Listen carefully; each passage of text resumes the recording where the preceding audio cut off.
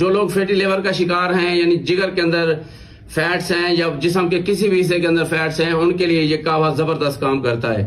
तो आपने एक पतीले के अंदर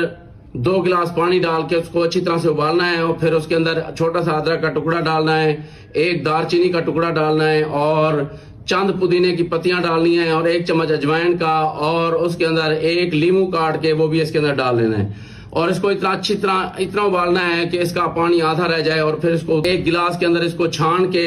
इसमें आधा चम्मच आपने हल्दी का मिक्स करके उसको अच्छी तरह से मिक्स करके इसको इस्तेमाल करना है। अब ये कहवा इतना जबरदस्त है कि आपके जिगर की चर्बी को उतार देगा और जिगर को बिल्कुल साफ कर देगा। अगर आपके जिस्म के किसी भी हिस्से में अगर चर्बी है, मैदे में है या जिस्म के आंतों में चर्बी है या किसी भी हिस्से में चर्बी है, उस चर्बी को ये निकाल देता है और उसको जिस्म को बिल्कुल साफ और क्लियर करता है। इसको इस्तेमाल करें और अपने जिस्म को सेहतमंद बनाएं।